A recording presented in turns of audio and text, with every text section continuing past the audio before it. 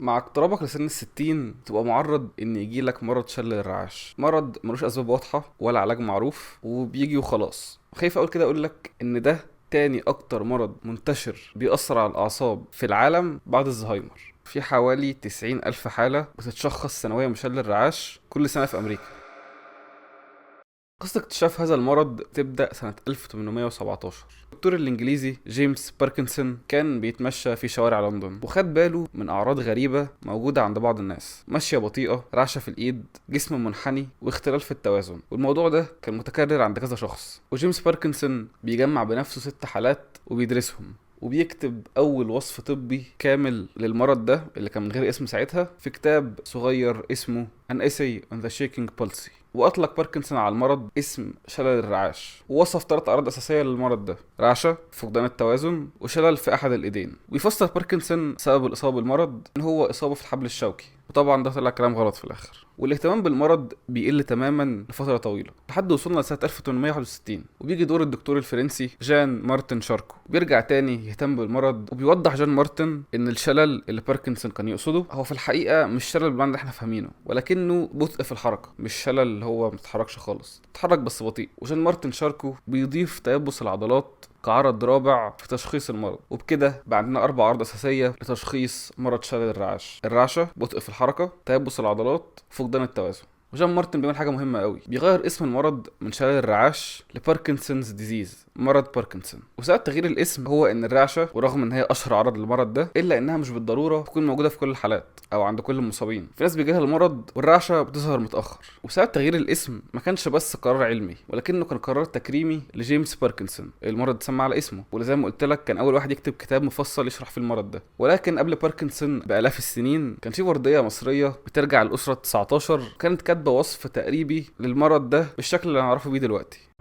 مرض باركنسون ده ما بيجيش فجأة زي اي مرض في الدنيا ليه اعراض، بس الفرق ان اعراضه بتيجي بهدوء قوي، وممكن اصلا المريض ما يحسش بالاعراض دي في الاول. اول حاجه غالبا المريض هياخد باله منها هي رعشه خفيفه في ايد واحده، رعشه بسيطه ممكن اصلا يتجاهلها وما يهتمش بيها. ولكن مع الوقت الموضوع بيكبر وبيزيد والاعراض بتبدا تيجي واحده ورا التانيه. تاني حاجه المريض ممكن يحس بيها هي بطء في الحركه. حاجات بسيطه زي انك تقوم من على السرير او تربط الجزمه او تلبس هدومك بتبقى صعبه وبتحتاج منك مجهود زياده عن اللازم. بتحس بتيبس في العضلات وان جسمك تقيل. تالت حاجة ممكن المريض يحس بيها هي ان وشه بيفقد التعبيرات تدريجيا، مش قادر يضحك كويس، الابتسام بصعوبة، او مش عارف يحرك حاجبه مثلا. رابع حاجة المريض ممكن يحسها هي انحناء في الجسم، ومعاها اختلال في التوازن، انه يكون بيقع او بيتكعبل بدون سبب. ممكن برضو المريض يحس ان الكلام بقى صعب، صوته بقى واطي، الكلام بيطلع منه ببطء. وفي اعراض تانية مش بتكون ظاهرة للناس ولكن المريض بس اللي بيحس بيها، زي القلق والاكتئاب ومشاكل في النوم واحساس دايم بالارهاق. المرض ده ليه 5 مراحل، وكل مرحلة الأعراض بتزيد وبتسوء. الفرق بين مرحلة والتانية ممكن يستمر لسنين، ممكن المرض يستمر من 10 ل 20 سنة وعقبال ما كل الأعراض تبان وتظهر على المريض. وممكن في حالات تانية المرض يحتاج فترة أقل عشان الأعراض تبان. كده احنا عرفنا المرض ده اكتشفوه ازاي واعراضه ايه، لكن السؤال الاهم: المرض ده اصلا بيجي ليه؟ العلماء والدكاتره لغايه يومنا هذا ما قدروش يستقروا على سبب واضح ومعين للاصابه بالمرض. لكن خليني اقول لك هم وصلوا ايه لغايه النهارده. في جزء مهم في الدماغ اسمه سبستانشيا نيجرا، الماده السوداء. الماده السوداء دي فيها خلايا مسؤوله عن انتاج الدوبامين. الدوبامين انت عارفه هرمون السعاده، بس اللي انت ما تعرفوش عن الدوبامين ان هو منظم الحركه جوه جسمك.